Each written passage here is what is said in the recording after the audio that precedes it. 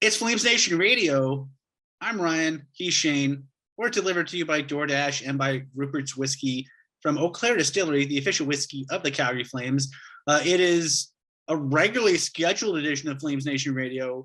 We have no breaking news to cover. Matthew Tkachuk and Johnny Gaudreau are still no longer with the Calgary Flames, but there's a lot of other stuff happening league-wide. It's an interesting time, Shane. Right now, if you're a prospect honk like Shane and I are, right now Jack Beck is at the Team Canada's World Junior Camp for the 2023 tournament that starts at Christmas time, and that'll run Christmas time. Jack Beck's trying out for that team. Topi Roni was part of Finland's camp for the upcoming August World Juniors, did not get named to the team. He wasn't expected to. He's one of the younger guys, and the World Juniors is, we affectionately called a 19-year-old tournament, as in the players who are in their 19-year-old year tend to make up the bulk of the rosters, so that wasn't unexpected. Similarly, William Stromgren did not make the 2022 team, nor was he expected to, but he's expected to be in the mix for the 2023 team at Christmas. So if you're a Flames fan and you're thinking, maybe I'll go up to Edmonton for the World Juniors, we got two things for you. One, the odds are the only player that will be wearing red in any kind of international jersey with Flames connections will be Matt Coronado, the 2021 first round pick, the MVP of the Hockey East tournament, the playoff tournament, the guy who dragged Harvard kicking and screaming to the NCAA championship tournament. They did not win, but they made it, and they only made it because Matt Coronado said, "Jump on my back, boys. I'll take you there." So, I mean, that'll be good. Hopefully he has a good tournament. The other thing we had to tell you is, and given the, for lack of a better term, everything of Hockey Canada and all of that mess nowadays, this shouldn't be surprising. Between that and the August of it all, there's still tickets available for the World Juniors. The World Juniors go in Edmonton at Rogers Place, a very nice building, August 9th through 20th. So it's just around the corner. So summer's officially here. What better way to cool off than at the rink during the first ever Summer World Juniors? Single game tickets for the tournament are on sale now, starting at just $40. So grab your sunglasses. The brightest stars in the World Junior game are coming to Edmonton. I'm not gonna be at the World Juniors, but I'll be in Edmonton the week after that for Backstreet Boys, because I'm a simple man who likes simple pleasures, and because I don't know, I need a couple weeks off just to sleep on my couch and think of cool things. So Shane and I have an interesting show for you guys. It has been an eventful summer, Shane. So far, it's been a busy offseason. Free agency open. We're recording this on Wednesday. It's been 2 weeks into free agency. There have been a lot of things happening, not just for the Calgary Flames, but for teams pretty much league-wide.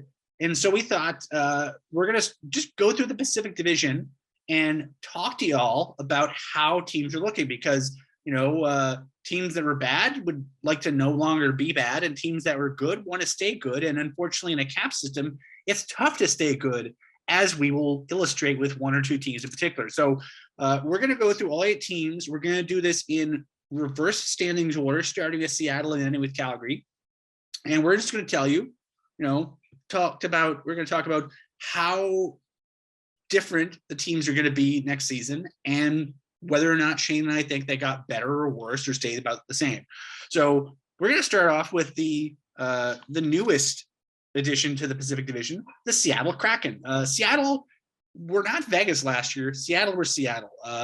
It was a weird thing. Yeah, it was, we can say what you want about Ron Francis and his group's approach to the expansion draft. I thought they left some money on the table, but I'm not the one signing the checks. I'm not the one, mapping it out. So for all I know, their plan is their plan is obviously a lot different from what a lot of people wanted them to do or thought they should do. But they've been busy this summer. So here are since the offseason began, here's more or less what Seattle have done. They haven't really lost anyone of significance off last season's roster. They have a few players who are pending free agents, but they basically sold off everything of value at the trade deadline. They sold off Mark Giordano, they sold off Calle Yarncroc, they sold off a lot of dudes. And here are the new faces for the Kraken next year, wearing various shades of blue with that one stripe of red that represents the Kraken's eye. I love that logo. They got, in no particular order, Andre Burakovsky, Martin Jones, Justin Schultz, Shane Wright, and Oliver Bjorkstrand. Shane Wright, they got at 4th overall. He's expected to probably play this coming season. And I know, people going, oh, Shane Wright, he fell to 4th overall. Maybe he's not very good. Shane Wright is very good. Oh, yeah, he's so good. Is he, Juraj Slafkovsky good? Maybe. I don't know. I really like Shane Wright. I'll say this. I liked what Scott Wheeler said. Scott Wheeler, when he was doing his prospect rankings, he said he left Wright ahead of Slafkovsky because he said, just because the Canadians took him doesn't mean I should change how my scouting perception of him was. So, yeah, I'll say this. Shane Wright was an exceptional status player in the OHL. He has been watched like a hawk from NHL scouts since he was 15. Especially since he was 16. Exceptional status means you can jump into the major junior ranks early. So not only, by the time a player reaches their draft eligible year, they've been looked at pretty intensely for 2 full major junior seasons. Granted, he lost a full major junior season because of COVID and the stoppage, and he lost the playoffs of his other season because of the COVID stoppage. So he's had some gaps, but he's been looked at very, very, very intently since he was 15, 16 years old. And so I'll say this, sometimes, when you're watching the same player over and over and over and over and over and over and over again, maybe you're just looking for flaws at that point. And that's sort of what you do if you're a scout. You're looking for, you're as much looking for why shouldn't we draft this guy as much as you are why should we. But I'll just say this: Shane Wright's friggin' good. But I really like Seattle's offseason. They got another Shane. Definitely not done either, just based on the fact that they have 3 goalies signed. So I think, correct me if I'm wrong, I believe Chris Drieger had an injury, and Martin Jones is, I believe, an injury insurance policy, not a bad insurance policy too, but Burakovsky, good. Andre Bjorkstrand is, Oliver Bjorkstrand, very good. God. Like, you're basically added, Burakovsky hasn't had to be a top line player, but I think he has the capability and he'll have that chance. Bjorkstrand, really good middle 6 forward. He can play anywhere you need him to.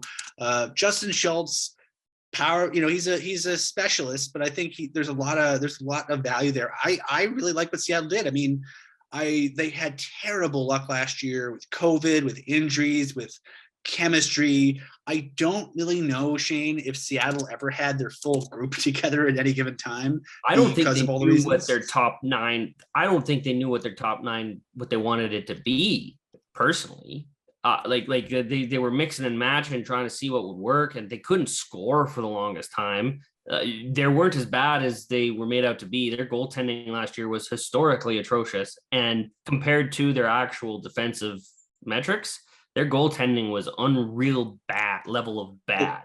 Via TSN, Drieger suffered an ACL injury, I believe. He's out 7 to 9 months, so he'll be.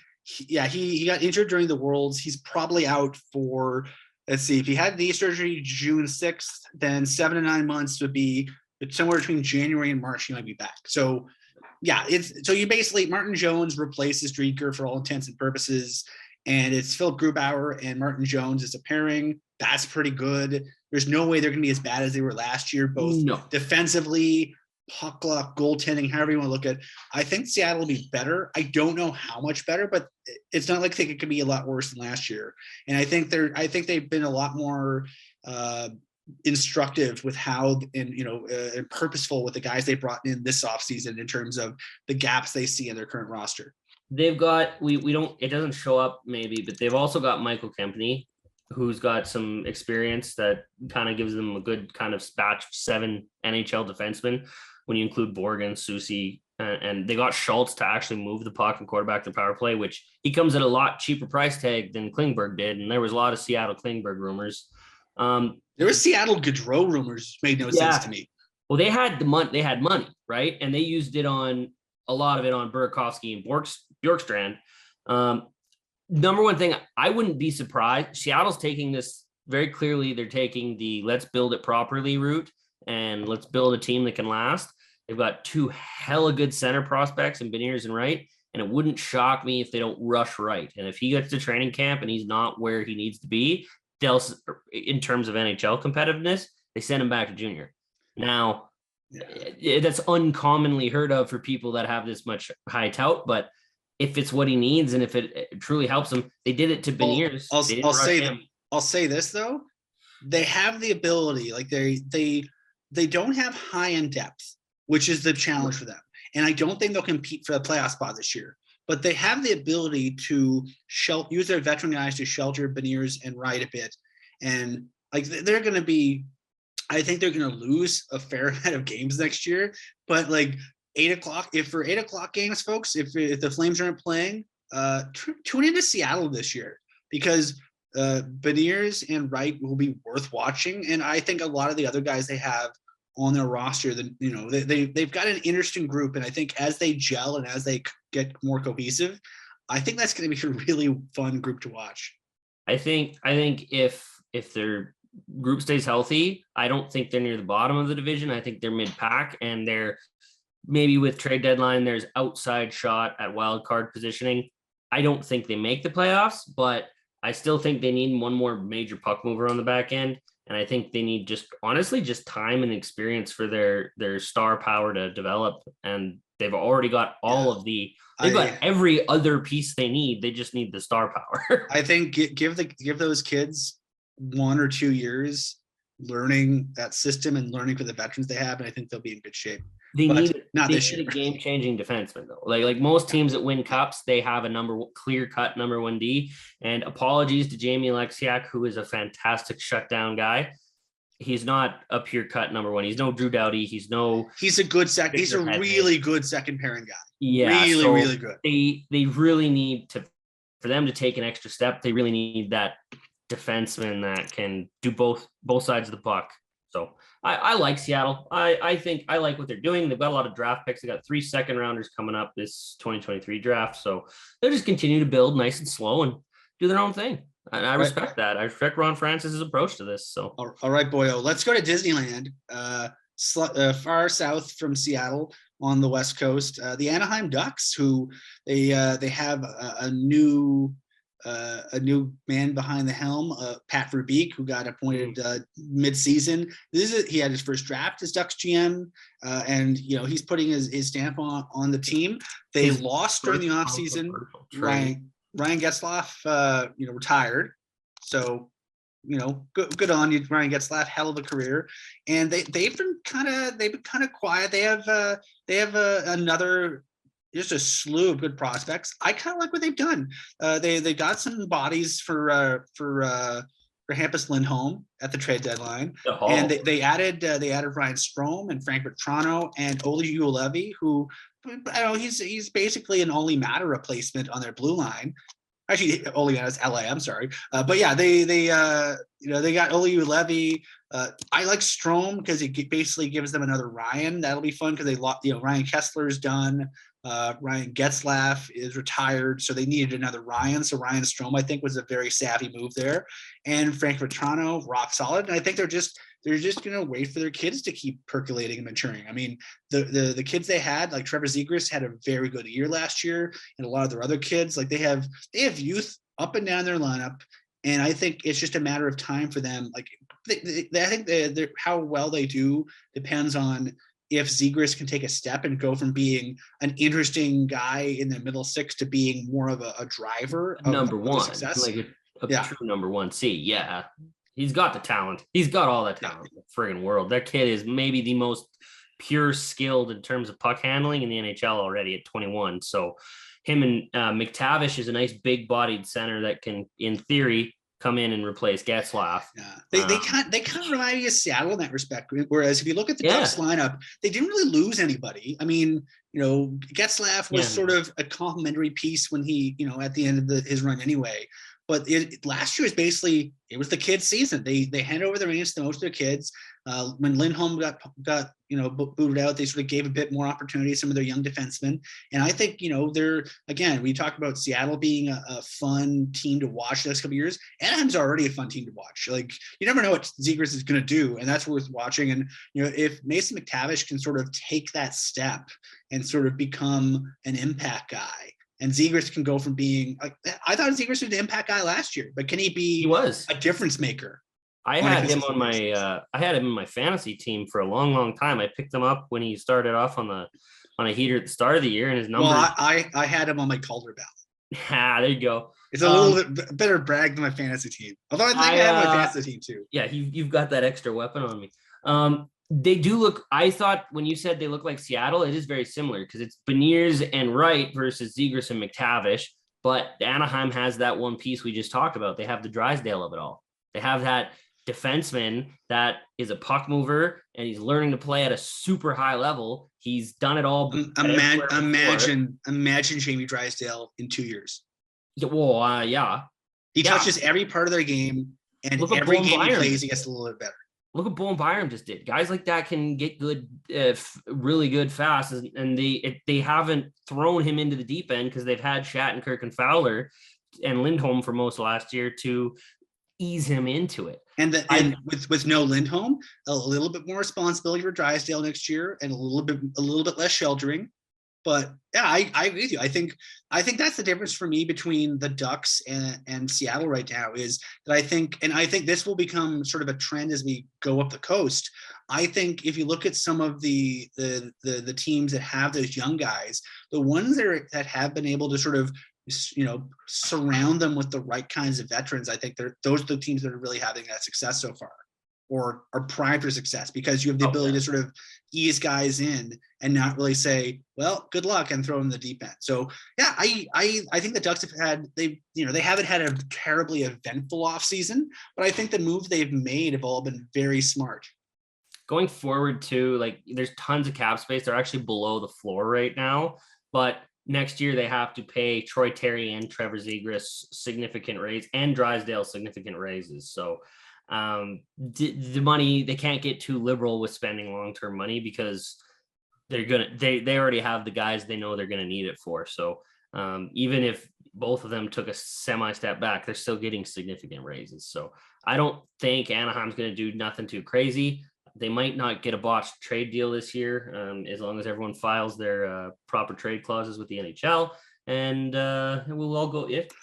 Not a playoff team by any means by my estimation. They have the goalie, and I just feel the talent that they need, the high end talent, is just still too young. I feel like they'll be like a team that's like 10 points out of the wild card, and like I think at the end of the season we'll be able to look at the Ducks and go, okay, can the kids in 23-24 be like 5 wins better?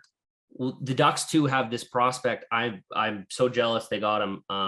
They've got Olin Zellweger, who is an unreal Everett Silvertips, and he might like his numbers and his metrics and everything he does points to him being a future like impact NHL defenseman. So I'm very intrigued. I actually wouldn't be surprised, based on their lower end here, Urko Vakinen, Colin White, Josh Mahura, and Simone Benoit, if he cracked the team. I wouldn't be surprised at training camp if they gave Zellweger if not that, he'll be one of those people that we're going to watch when the San Diego Gulls come up to town to play the Wranglers, or wherever the hell the Flames are going to call their firm team. the Calgary question marks. The Calgary placeholders. When San Diego comes to town, folks, if Zellweger's in the lineup, just go out of your way to watch, because he's damn good, and he touches every part of the game. Moving up the coast to Silicon Valley, the San Jose Sharks. It's been a really eventful offseason for the Sharks, and I think in a good way. Mike Greer made history as the first African-American general manager in NHL history. His brother, I believe, is an NFL GM? He is. Yeah. Isn't that crazy? Good family. That's just hilarious to me. They just named David Quinn their head coach, formerly of the Boston University and the New York Rangers. David Quinn, and it's like, so let's look at the exits first. So Brent Burns with a good chunk of his salary retained. I believe a third of his salary retained or 34% of his salary retained, sent to Carolina. Ryan Dzingel left in free agency. He's kind of significant. He's a name at least. But look at the names that San Jose has added in the offseason. Luke Kunin, they got Steven Lorenz from Carolina. They got Matt Benning. They got Nico Sturm. They got Oscar Lindblom, who got bought out by Philadelphia as they were trying to make room for Johnny Gaudreau and didn't quite make it. San Jose again, they're a team, their farm system, like we saw last year, the San Jose Sharks basically missing a third of their team, half their team because of COVID. They came into Calgary and beat the Flames with an NHL roster that basically looked like the San Jose Barracuda. They have a really deep farm system full of guys who can step in and help out. In terms of impact players, they've guys who are just starting to ease in. They're not quite there yet. They're basically, I would argue this about the Ducks and the Sharks. The Ducks, I think, have more high-end players in their system, in their farm system, that they can integrate into their NHL roster than the Sharks do. But I think the Sharks have a lot of depth, and I think the Sharks have probably more guys that can be plugged in than the Ducks do. And I think, last year, I think the Sharks were better than the Ducks a little bit because they had those guys who can plug and play. And I think the big question is, can those plug and play guys take the next step and be difference makers? Because I think if you look at the up and down of the Sharks roster, I mean, Lindblom, good. Benning, good. Lorenz, really underrated. Kunin, good. He didn't quite really have. I think Minnesota is a little bit deeper than the Sharks are, so I think Kunin's going to have a bigger role. But I really I think it's just be a question of they have so many new faces and a new head coach, and so everybody's going to be learning a new coach. And with all their new guys, they'll all be learning the coach and learning the system and learning each other. And I think that could be a challenge for the Sharks, but. I think they've done a lot of good things this offseason, and I think they're one of the more interesting teams to watch this year. Kunin also came from Nashville. He was originally Minnesota, but he was stuck down on Nashville's right side. He didn't have a great year, but he's better positioned to have a better season with the Sharks for sure. The thing that scares me about the Sharks long term is they have a bunch of decent forward prospects, decent to great. William Eklund, they had a debate on whether or not he should stay last year after his 9-game tryout, and it was a long debate apparently. I wouldn't be surprised to see him all season long on the Sharks, and that's a high end prospect. That he was one of the guys that in that draft I was thinking he was a top 3 talent, so that's significant. They've got a couple guys from the Western League. Tristan Robbins is one of them that he could take a significant step as well. These are all guys that are graduating from junior ranks and or coming from Europe. Thomas Bordeleau played in the minors last year. Bordeleau is good. Bordeleau is very good, yes. And those are 3 forwards in their minors that they can add to their team as well. All those guys you just mentioned. Steven Lorenz, good 4th line guy, knows his jobs. Nico Sturm, Stanley Cup champion. Bring that into the room. Barabanov is a good, he never got a shot with the Leafs, and he's been just fine with the Sharks. But Barabanov's a really good complimentary middle 6 guy where he can do whatever you need him to do, and he'll do it well. Their forward group is great. Their goaltending needs work. It's young. I like Kakinen and Reimer and Hill, but something's got to give. 2 UFA goalies, and their D is if Erik Karlsson's not top level Erik Karlsson, and we know Mark-Edward Vlasic isn't what he used to be at $7 million. The defense just it's not as strong as you need to be. Mario Ferraro's great, and he needs a contract here. He's a great piece, but they need more. It's not good enough. It's not a good enough NHL. I think it feels like they're waiting for some money to come off the books so they can grab a defenseman or make a trade to make a defenseman. But yeah, I think they're a team that's sort of reliant on team defense because their blue line group on its own and their goaltending on its own isn't good enough to really do what they needed to do. But I mean, they're going to be in the mix. I don't think the Sharks make the playoffs, but I think they've definitely taken a step forward. I'm just not sure if it's a big enough step forward this offseason. Based on what some other teams in the division did, I don't think the Sharks did anything super other than Lindblom was their most significant addition. And if you count William Eklund coming over, him as their most significant addition, those two were the most significant things they did in terms of additions. And that doesn't scream that moving the needle in a general proper direction. They're in a wait and see mode. They're not in a rush. Timo Meier intrigues me because his qualifying offer is $10 million this year, and he can walk himself to free agency the same as Kachuk after this season. So you're saying in a year we're going to be talking about Timo Meier going to the Florida Panthers.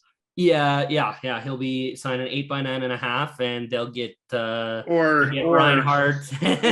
or what'll happen is somehow the friggin' the Tampa Lightning will figure out a way to get Timo Meier, and then we'll all be like, sure. What is the salary cap anyway? Everyone just go play in Florida. That's apparently the new thing. Everyone just wants the sunshine. People from San Jose, it's the thing they say all the time. Once you play in San Jose, you don't tend to want to leave. Like there was rumors about Hurdle leaving, Thornton leaving when he was there, Marlowe. None of them leave. The only thing that's bad about San Jose is the local airport has a curfew. So when the Flames went in there, I think they were on the road trip, the last road trip of the season. They were coming up from SoCal, and they played and they flew up, but they missed the curfew, so they had to fly to Oakland and then take a bus down to the hotel. Yeah, just a weird setup. Let's go up the coast to Vancouver, where the Canucks basically had two seasons. They had the season where they sort of muddled around and were kind of okay and very frustrating to watch because they should have been better. And then Bruce Boudreau showed up and they were good.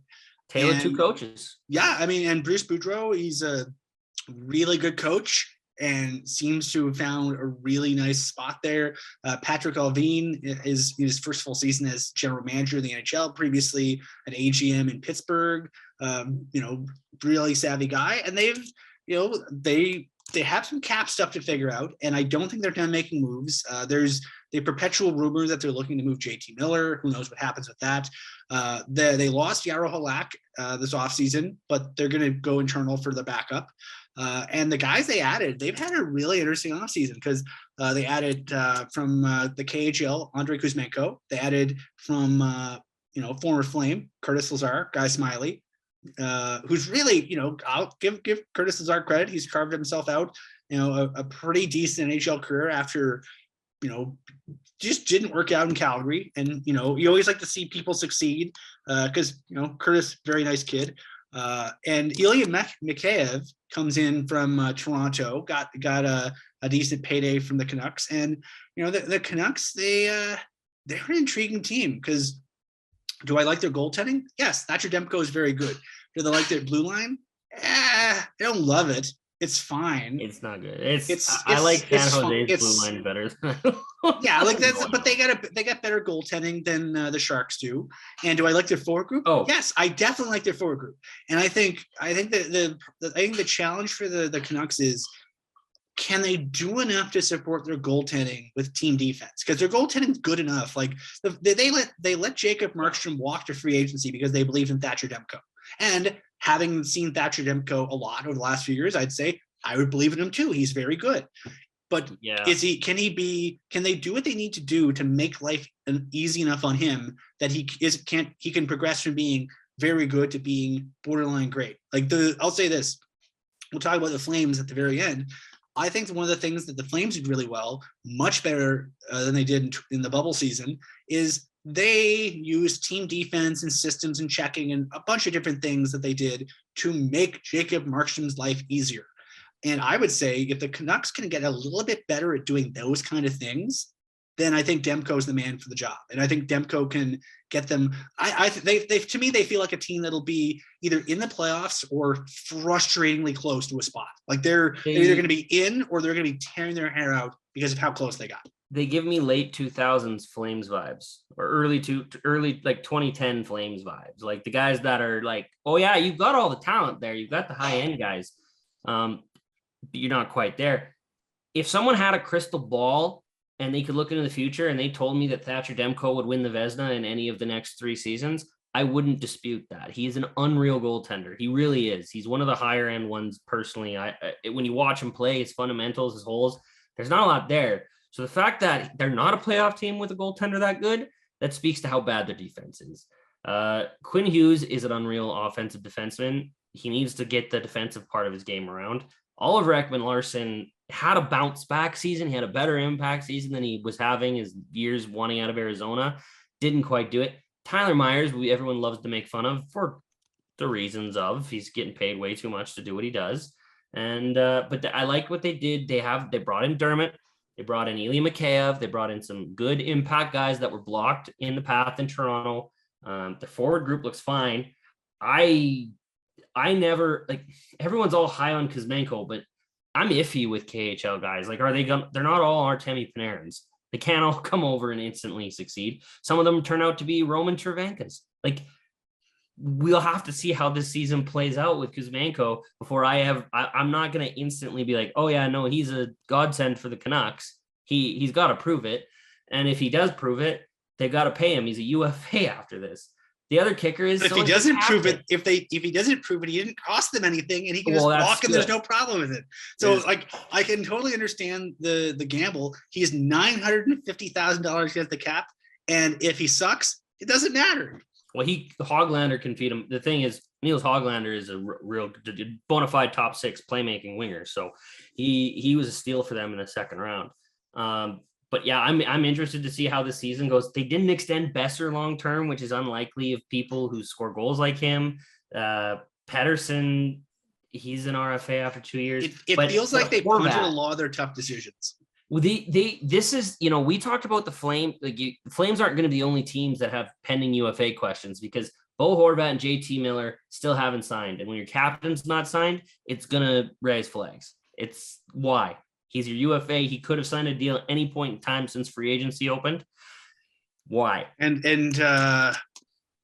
who are they keeping? I assume it's going to be Horvat, because you use JT Miller's money to pay Horvat, and then maybe you try to improve your defense next summer. But I mean, it's a tough sell. Like if the tale of the 22-23 Canucks will be, if only they had better defense. I mean, we can say that now, being like, oh, how is this going to work? They feel like they need one more, like $3 million, $4 million defenseman. They don't have the money. And they've got that tied up in Tucker Pullman, like long term. So yeah, Jim Benning left them a mess. Let's just say that. I don't think this is a quick fix. I think there's going to be a lot of wasted talent in Vancouver. They don't strike me as a cup contender. And I really don't think, based on the other 4 teams we're going to talk about here, that they are better than them in any one way to get a playoff spot. So they're going to be frustrating. Like we're gonna if you're a Canucks fan, our friends at Canucks Army, hi Quads, hi Faber. Hi Quads. You're gonna be, at the end of the season, we'll be sitting here in April looking at who made the playoffs and who didn't, and we'll probably be able to point out like 5 games, 10 games where the defense was just not quite good enough to help out Thatcher Demko bail them out. And that's imagine if they had the cap space to make that. Maybe they'll surprise us, and whenever they do any kind of JT Miller trade, they'll figure it out. Presumably they do that because no one really has cap space for JT Miller league wide. Based on positioning too, Dickinson's getting paid too much for what he brought for another 2 years. Pearson, 3.25. I mean, he's a veteran that brings they don't have a forward over 30, do they? Oh yeah, Dowling.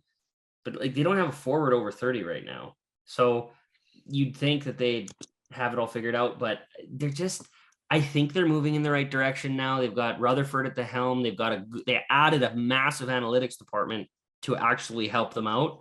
So they were probably one of the more active teams off of the ice in terms of Patrick Alvin talking to people on hockey and saying who's smart, who's good, who's awesome. And then he just hired everybody.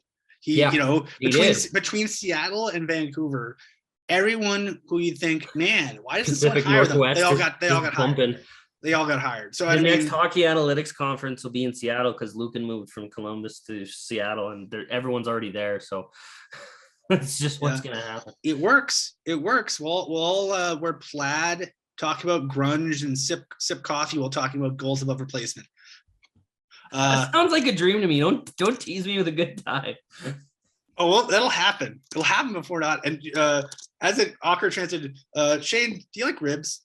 I love ribs. Do you know what's happening throughout the months of August? No.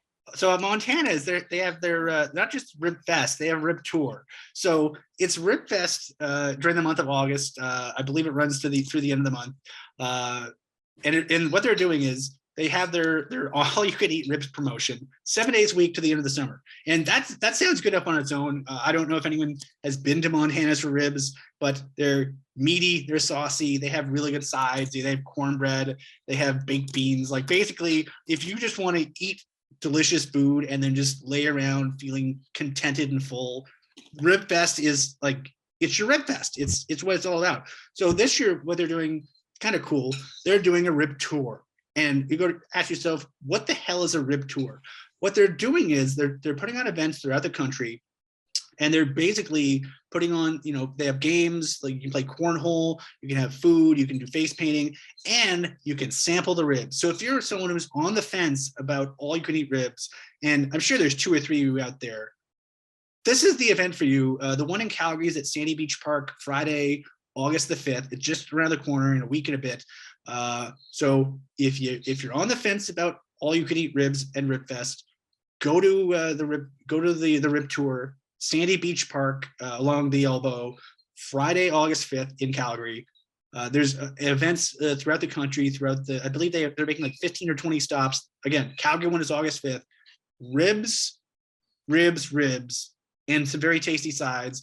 If you want to have all you can eat ribs, you got to go to a restaurant and pay money for it, but it's worth it. If you just want to sample the ribs, the Rib Tour is the place to be. So that is our cheap plug for this delicious ribs. I'll say this: however many wet naps they give you won't be enough. So just especially if you've got this going on. Exactly. So either shave first, or maybe bring like a bucket of water and like some soap, and then just sort of use the wet naps to clean up the immediate emergency mess, and then just use like a big cloth to sort of get the rest of it off, especially if you have a mane on your face like Shane does, because I imagine, like, I'm shocked there's not food in there all the time. That's why I usually keep this like this, because I'd get food caught in there. If you were talking to my significant other, she would tell you there is food in here all the time, and she is gracious enough to let me know. My ideal diet is that of Ron Swanson's from Parks and Rec. So Ribfest, Rib Tour, anything ribs sounds perfect to me. And yeah, I purposely haven't ate wings with sauce on them for 2 years because it's just too much work. So, but I would do it for ribs. Wings, exactly. No. Ribs, yes. Get your ribs. Rib Tour, August 5th. So now we're into the top 4 teams in the Pacific last year. We're starting off with the Vegas Golden Knights. Vegas has a new coach in Bruce Cassidy, formerly of the Boston Bruins. They have made no significant ads. They have Shea Weber's dead money. That is their significant ad in the offseason. They have lost Matthias Janmark, depending if you think he's significant or not.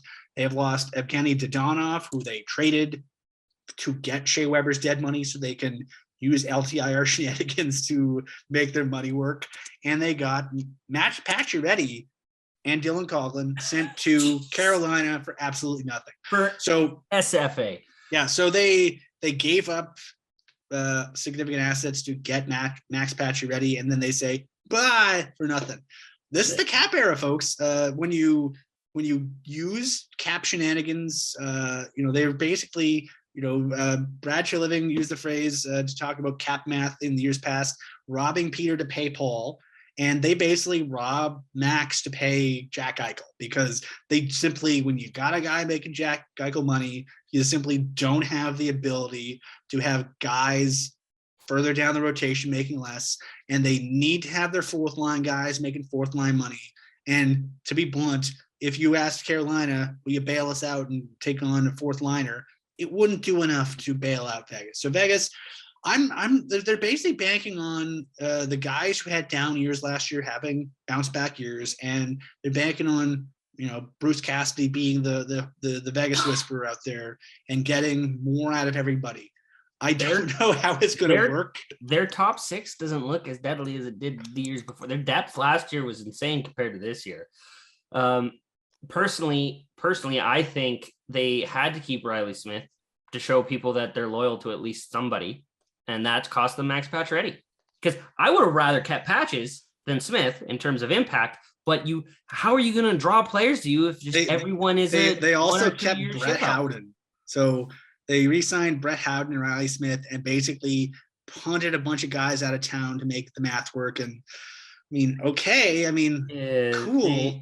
But I bet you Laurent Brossoit gets traded when he gets healthy. He was ended the year on IR, so they can't move him.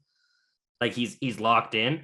But Logan Thompson is their guy. Like he was really on last year. He was really good last year for Henderson. He proved that he belonged. He's young. He's cheap. He's a good $1.8 million cheaper than Logan. For those of you who didn't watch a lot of the American League last year, Logan Thompson wasn't, let's say, Dustin Wolf good, but he was pretty close. And when you have a goalie in your system who's pretty close to being the best goalie in the league, and he's making significantly less money than the other guy is, there's a reason to put him in there. But they're basically, they're leaning on their guys and hoping that their goaltending bounces back and hoping that their D bounces back and hoping that their forwards bounce back. They have a lot of holes they got to fill. They have negative 1.39 million cap space. So I don't think we see all these RFAs sign until the season starts, because they have to be compliant when the season starts. Then they can kick in Weber's LTIR, and then they can sign Haig, Kolesar, and Nicolas Waugh, because they all need contracts. Specifically Haig. Haig's is going to be a couple million. He's been an impact defenseman for them for a few years. He kind of, like, their top 60. Here's the kicker with Vegas. Their 6 defensemen dwarf almost everybody in the division except Calgary. It is very deep. Zach Whitecloud is severely underrated for what he does defensively. And then they've got McNabb, Theodore Martinez, and Pietrangelo. It is an unreal stack of defense there. Ben Hutton's your extra guy, a veteran that can fill in and sit in the press box via Michael Stone style. Like, their defense is unreal. Their goaltender, Leonard's good if he's on his thing. He had a lot of issues with the last coach, so we'll see how Bruce Cassidy goes, because there was rumors. There's a lot of not nice things come out of Boston in relations to players and Cassidy. Things like David Krejci leaving and Bergeron being hesitant to resign. They got rid of the coach. They're hoping that can fix the Bruins problem. So all that off-ice stuff, all the trade stuff, Vegas is still an absolute mess to me, and I love watching it. Okay, here's the question. Here's the operative question. So Flames fans, I know you're thinking, damn, it'd be so nice to go see A, Flames game in Vegas, and B, a Flames win in Vegas. So the Flames games in Vegas next year, both on Thursdays for some reason. They play there February 23rd, a Thursday. The second half of back-to-back, they were in Arizona the night before, playing at Arizona State University against the Arizona State Sun Coyotes. And then in March, they're back again. This time they have a day between visits to Arizona State. They're on Thursday, March the 16th, 8:00 Mountain start in scenic Las Vegas. If you're, to be blunt, friends, if you're going, should I go down to a game in Vegas? The answer is yes. You know you're going to. And your best bet is, I would say, if I were you, and I'm not you, but if I were you and I had the time, money, and inclination to go down on the Monday or Tuesday before. The Flames play in Arizona on the 14th. You can watch that at any of the various sports bars or places with pools in scenic Las Vegas, and then get tickets to go to the game at T-Mobile on the 16th. And the Flames play Dallas at home on the Saturday. So, cheap plug. If you want to go down to Vegas, the March 16th game, you can split. Then the Friday St. Patrick's Day, and then you fly home hungover on the Saturday in time for the Flames game. We just figured out your week. You could take a day, rent a car, and get to Arizona and back too. Like you could. Good luck getting tickets though. Yeah, you have to buy them. So Mike Gold might buy them all on you. Shane, we figured out the travel plans for Flames fans going to Vegas. Do you think the Flames will win a game in Vegas this coming season? I sure as hell hope so. Like, come on. Statistically, it's got to happen here. It's been five seasons? Yeah, well, I'm still one of the seasons they didn't play Vegas in Anaheim. So one of the seasons was the bubble year and they didn't play Vegas at all. So really, they're 0 for 4 in terms of seasons playing Vegas and not winning in Vegas. The Flames fans will agree with me. We have had years of scarred torture in Anaheim. So it just transferred to Vegas. Like when the Anaheim torture ended, it just transferred to Vegas. So They went up the interstate past Barstow and landed in Vegas. My official answer is I sure as hell hope so, because they're good enough. I'm going to say they do it. I'm going to say they do it, and I'm going to say they do it the day before St. Patrick's Day. That's the first win. They lose in February, second half of back-to-back, and then the next month they exercise some demons and beat Vegas in Vegas. So you just need to beat Vegas at home, because beating Vegas is very important in terms of trying to make the playoffs. So, and just for the psychology of it all. Speaking of another, now we're into the playoff teams from this year. Well, I'm ready for this one. The LA Kings. Their significant loss is Martin Ferk, which I like Martin Ferk. I'm not sure how significant he was. They gained Kevin Fiala. They gave up a draft pick and Brock Faber to the Minnesota Wild. I like that trade. I like Fiala. I like the Kings. The Kings. They bet big on Adrian Kempe. They extended him. They have a good team. They have some young guys who are good. They have some older guys that are good. Sean Dursey is very good. Kempe, like I mentioned, got paid. Cal Peterson's a very capable goalie. Jonathan Quick had a bounce back year, so they gave two pretty good goalies. The Kings, and they also have a good farm system. They're a team that basically I'll just be blunt about it. They ate a lot of shit the last couple of years because they were bad, and they also weren't particularly fun to watch, but they drafted well. They made some smart moves. They let their kids percolate in Ontario in the American League. Mm-hmm. And now I think they're ready. They have young guys coming up, and they have a lot of young guys who are just below, who are making that push. And I think I think the Kings are at least as good as they were a year ago. Doughty's a year older, which isn't great. Jonathan Quick's a year older, which isn't great, but Doughty's older, but you got a Dursey. You got older, Mikey Anderson. Mikey Anderson, defense doesn't get flashy and put up on the headlines, but Mikey Anderson is a defensive defenseman. If you look at a lot of his metrics, I know fans have been clamoring to get Weegar information. Mikey Anderson looks like a young Mackenzie Weegar in terms of his defensive impact. Give him like 2 or 3 years. Retrieve things out of the zone. So he may not be flashy, but he is super important to the success of the Los Angeles Kings, and he can keep Doughty going. The other thing is they're going to get Matt Roy back. He missed all of last year pretty much. And like you said, they've got Dursey, they've got Jordan Spence. Alex Edler came back cheap. They've got the 2 goalies. They've got Sean Walker still as well. So they've got Doughty, Walker, Roy on the right side, and they have Dursey's a right shot too. So they've got more pieces than they need, which is good because last year they suffered so many injuries. But getting Fiala was the 3rd most influential player that came to the Pacific Division this year behind Jonathan Huberdeau and Mackenzie Weegar. And before that Tkachuk trade, Kevin Fiala was the most significant add to the Pacific Division. And look at that. Like, I really like their forward group. You got Kopitar, Fiala, Deneau, Kempe, Arvidsson. Alex Iafallo does not get talked about very much, but he should be. Trevor Moore is very good. Blake Lizote's good. Brendan Lemieux's fine. Grunstrom's good. Quentin Byfield, Arthur Kaliev, Rasmus Kumari. Like, the LA Kings are my heir apparent to the Tampa Bay Lightning in terms of longevity and who's going to be the best team ever. They have to win, right? We forgot about Tobias Bornfot. Like, he's like they have good players who aren't even pushing yet. Turcotte, Chromiak killed it. Fagemo killed it. Akil Thomas killed it. Anderson Dolan's killed it in the minors, and he's played in the NHL. They've got Helga Grans on the back end. We haven't even mentioned the fact that Brandt Clark could turn into a number 1 right shot defenseman. And they're full. The roster's full with young, skilled players. They have more ammo, more assets, more value to get whoever they want. They're basically anybody in the league. They're basically, if someone's asking us, well, what are the Sharks trying to accomplish here? LA is what the Sharks are trying to accomplish here.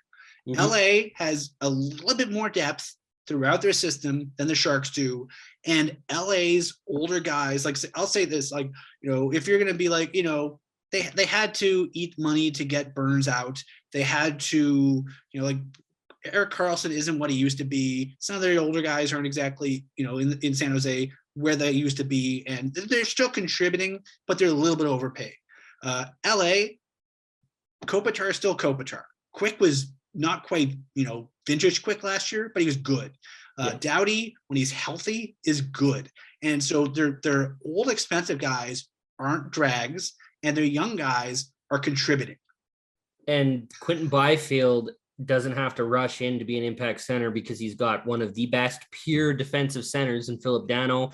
And another one of the best pure defensive centers in Anze Kopitar ahead of him. So the hard assignments, he doesn't have to worry about that. He's an unreal skilled forward with power. If you're a young center, if you're a young 19, 20, 20-year-old center, is there any better way to learn on the job than to be able to sit in a stall beside Kopitar, beside Dano, beside Doughty, behind, you're just going to lose. If Quentin Byfield does not play a single game this year, he'll play a lot. But if he doesn't play a single game, just riding the bus to and from the airport in between games, if he was a healthy scratch 82 times, he'll progress just by being the guys he's with.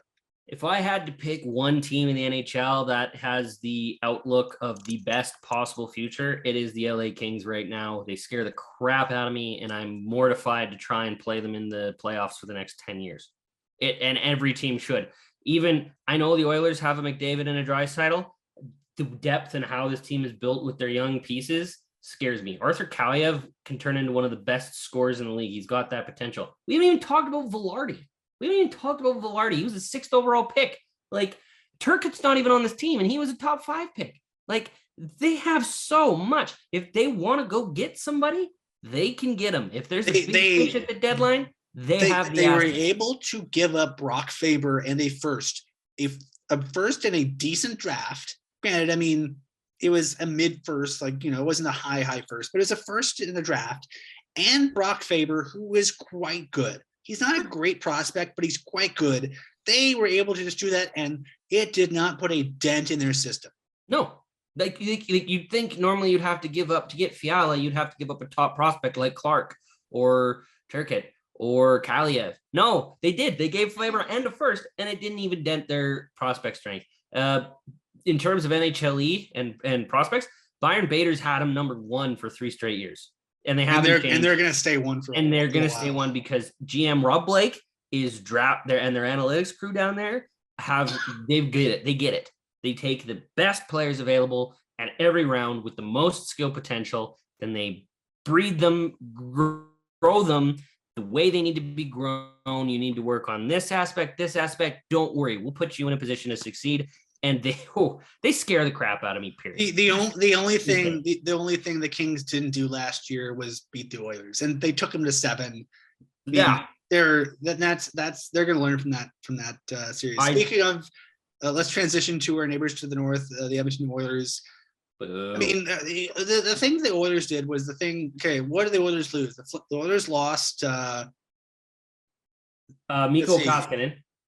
Yeah, Mikko Koskinen went to Switzerland, I think. KHL Switzerland? East. He went east. That's all I know. Yeah, he left the league. Zach Cassian got traded, and they ate some picks to get rid of Cassian's cap hit. Duncan Keith retired. Those things allowed them to A, sign Jack Campbell, and B, keep Evander Kane and keep Brett Kulak. I still don't love their defensive group. I still think there's some holes there. That is arguably their weakness. Campbell, I'm not sold on him, but he's definitely, if you were saying to me, do you think the Oilers should roll the dice on Koskinen and Smith, or do you think they should go with Jack Campbell? I'll take Jack Campbell. 9 times out of 10, I think Jack Campbell's the right move.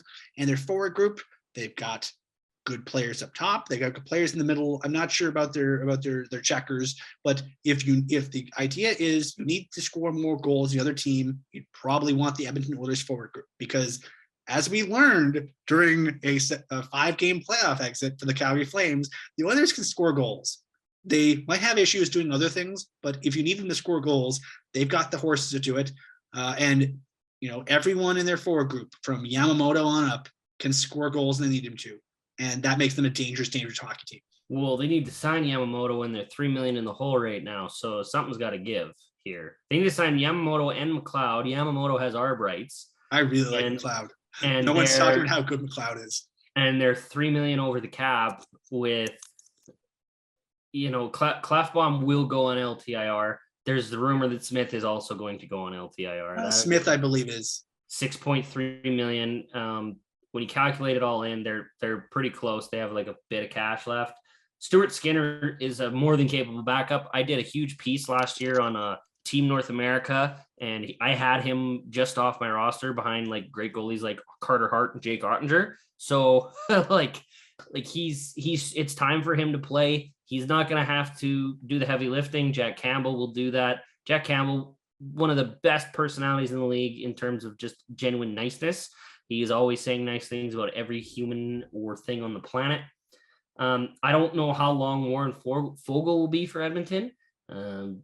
He's the guy. He's the easiest guy for them to lose. He's the guy who doesn't fit. Save the cash. He's the easiest guy. He's playing on your third, fourth line. We thought maybe it'd be Puljujarvi. Puljujarvi's put himself in a Tkachuk situation as well. He can walk himself to free agency next year. So if he breaks out, has 30 goals and 60 points. There's a hockey trade. There's a hockey trade percolating there. Yeah, he feels like by Christmas he'll be somewhere else, but he'll be playing some important minutes for them until he is. But, yeah. I think we've talked extensively about the Oilers over the last few months. Well, I want to compliment Evan Bouchard because Tyson, the other one that they can move is Tyson Barrie, because Evan Bouchard is ready to do the number one PP and the regular top four shifts on the right side. They've got Cody Ceci as their other top four right D. He was very good last year. Oilers fan, a lot of people don't want to admit it, but Cody Ceci did his job just fine last year. But Evan Bouchard, a top 10 pick, right-hand shot that's developed the right way along. I hate when Edmonton does things right, by the way. I missed the decade where they just wasted everybody, and I could laugh, just freely laugh at the Oilers fans. They've got a, I'll say then this. They went and got the coach that was the right guy. They've got a Jay Wood. I think the difference with the Oilers is a full year of Jay Woodcroft. Because if they can keep their ears open and their eyes open, God, he's a good coach. He's really good. This is what everyone was crapping on Ken Holland and stuff like that. But Ken Holland's a slow build GM. He had to get out of the mess first. He was left with a mess, and he's slowly building himself out of it. They still have a little bit of a mess, but they have a lot less. Keith retiring was huge, though. Like Keith retiring, if Keith wanted to stay, this team doesn't keep Evander Kane or get Jack Campbell. Like they don't get either. So, or one or the other, one of the two. And yeah, that was a big dub for them in terms of being able to do something this offseason. So they should be a playoff team. They should be a playoff team every single season. When you have the best player on the planet supplemented by another like top 10 player on the planet, you should make the playoffs every single season. I would, and then of course Calgary Flames, Tkachuk and Goodbranson and Johnny Gaudreau out, and so far Mackenzie Weegar and Jonathan Huberdeau in. I think they're a better defensive team than they were. Their goaltending is going to be very good. Their defense is going to be quite good, especially I think Weegar makes their defense slot a lot more readily. And I think it slots better. You have a deeper first, second, third pairing they did a year ago. They're going, depending on what they do in free agency, I think they're still going to need more goals. And I'm curious what they do with that. Huberdeau helps. A bigger role for Mangiapane helps. But I'm sure they'd love to have another proven commodity in that respect. I don't know how they'd afford it. They have some work to do there, but I think that'd be it. But I think, Shane, if just looking at the Pacific, 3 teams in the Pacific made the playoffs last year: Calgary, Edmonton, LA, in that order. The 2 wildcard positions were in the Central. This is going to be so weird because I think Calgary's a little bit worse. Edmonton's about the same, maybe a little bit better because they're going to have full seasons of all their guys, and I think their goaltending is going to be better. I think LA is going to be better.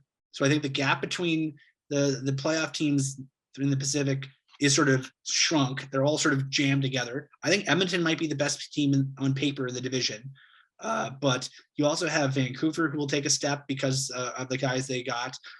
Don't know how big a step. I think Vegas will have a bounce back. I don't know how big a bounce back. And I think with Vegas, if they get in injury trouble, they're in trouble because I just don't think they have the depth they used to have. They don't. But they have realistically, I think I think there's 5 teams that could realistically make the playoffs, and I wouldn't be surprised in Calgary, Edmonton, LA, Vegas, Vancouver. One or 2 good teams are going to miss the playoffs in the Pacific. I think there's going to be. I think the the talk of the weakest division in hockey is going to go out the window quite a bit. And I think it's going to be a dogfight, I think, all year. I think they're going to be a lot. I don't think there's going to be very much daylight between the teams that make it and the teams that don't. Right now, the only difference Calgary has in terms of their defense is they went from Eric Branson to Mackenzie Weegar, which is not insignificant anyway, because Mackenzie Weegar is the number one defenseman. So right shot, number one D, unreal ad, best defense in the division, close to it, especially the way they played last year. What Sutter did with Zadorov and Branson last year to rehabilitate their image league-wide, actually give them positive metrics across the board, and basically teach them how to play the right way. Let's put this out there. It's the idea that, Daryl's a hard-ass coach sometimes. Like, he's very demanding on his players. But I think it says a lot about how Ryan Huska and Daryl ran the defense, that it went so well, and B, Storov had a chance to go elsewhere. He probably would have gotten paid fairly decently elsewhere. He came back here. And I think that tells you something about how he felt about how it went. Oh, absolutely. Up front, losing Kachuk's attitude does hurt. It does. You know who else has an attitude that is shining bright and never fades? Andrew Mangiapane. Ain't nobody getting Andrew Mangiapane's face, because he's just going to whop you. He does not care how tall you are. If you come at him, he's just going to punch you and get you back. And he doesn't care. And they still got a bit of that grit there. They've got Luch. Ain't nobody messing with anybody when you have a Luch. He is the toughest guy in the NHL, period. Curtis McDermott could give him a run for his money. I'll say this though. What does Lucic have in the tank in his last year of his current contract? And on that note, after hip surgeries on alternating hips in the last two off seasons, what does Sean Monahan have left in the tank? I think Monahan of it all, I have to watch. Yeah, I have to watch it. You don't know until you see him play another 15, 20 games. We can't, we're never going to know. Even training camps, all that preseason, until we're in mid-season form and seeing how he looks, we're not going to know. And could he come back? Sure. Absolutely sure. Could he stay faded off? Sure. Absolutely sure. So it's just, it's a complete coin flip with him. Luckily, I'll say this. I think out of all the teams in the Pacific, I think the team people don't know what to expect from is Calgary. Yep. Because so much of their identity was tied up in Gaudreau's swagger and Kachuk's cockiness and his mouth guard and his wacky hair and all. Basically, the Tkachuk and Gaudreau of it all. I think so much of the team's identity, or at least the external identity, was tied up in those guys that I don't think people know what to expect. And I think that could work in the Flames' favor, or depending on how they reacted, it could work against them. So I think that's the X factor, I think. We are in a complete new era of Calgary Flames. Their core is different. It has changed. 2 years ago, it was Gio, Tkachuk, and Gaudreau and Monahan. Now it's Monahan, Lindholm, Mangiapane, and is it Anderson? Is it Weegar? Is it going to be Tanev? I don't know who on the back end is going to take the real reins. It seems like Anderson is still the guy. He was the guy last year. So how the ice time plays out with Weegar, it very much intrigues me. Who is getting less, because Weegar's not playing 17 minutes a night. He's going to be playing more. Shillington would seem like the obvious answer to get less, but we're not going to know until the season starts. So it's going to be an interesting preseason. They still need more pieces, and they still need to get everyone signed. Money, I don't think, is an issue anywhere across the board. So really, for this season anyways, because Huberdeau coming in at only a 5.9 cap hit helps tremendously in terms of their being able to compete and actually fill their roster spots with quality players. So it's going to be an interesting season. And I think it'll continue to be an interesting off season. I don't think they're done. I don't think a lot of the teams in the Pacific are done. I think there's still going to be a lot of jostling. And I think it's going to be interesting to see how that unfolds. We still have arbitration hearings on the books for Andrew Mangiapane and Oliver Shillington in the second week in August. I think Shillington is the 10th of August, and I believe Mangiapane is the 6th. I might be off by a day for one of those guys. I think one's the 7th, but just for listeners, typically, not 100% of the time, player and team come to terms on a contract before the hearing takes place. A day or two before, usually. Typically, not always, but I wouldn't be shocked if both of these got done ahead of their hearings. So, well, we'll see. I think that basically does it, folks. This has been the biggest month in the history of the website, and for some reason, we're not sure why. For some reason, the podcast was I think top 10. I think we were eighth or seventh. Eighth. Yeah, Flames Talk. Pat and those punks at Flames Talk were number 5. We were number 8, looking up at the lights at Pat and waving. But it's been a very eventful summer. We really appreciate everyone for the support. Thanks for reading, listening, watching, sending us tweets, bricks with notes tied to them, any kind of communication, as long as it's cheerful. It's been an interesting and eventful summer, and hopefully it'll continue to be. I think we'll probably at some point we'll take a week or 2 off of the podcast. We'll probably do another one next week at the very least to tee up arbitration, and then we'll see. We'll figure it out from there. We haven't really come up with this system yet. We have rib plugs to do the rest of the month, so at some point we'll have to take a week off and for Shane to wash his beard and for me to have a nap. It's okay. The Minnesota Vikings are about to disappoint me again for another year, so that'll distract me until the hockey. It's great to have constants in our lives. I mean, I have outside of 2016, I've had the Cubs to disappoint me every year, so it's nice to have those comforting constants in a tumultuous, ever-changing world. We have these disappointments that always bring us down to earth and make us feel grounded. I think we'll probably end it off there after talking about the Pacific for the better part of an hour and change. We're delivered to you every week by DoorDash and by Eau Claire Distillery's Rupert's Whiskey, the official whiskey of the Calgary Flames. Hopefully you've had the ability to kick back, relax, and have a beverage of your choice and enjoy what's been a very warm summer, a very short summer. We didn't really get a lot of summer weather until basically mid-June, but it's been nice, and hopefully you've enjoyed it. For Shane, I'm Ryan. We'll catch you guys in a week for probably arbitration previews, which will be another beast of themselves. So thanks for listening. We'll see you next week.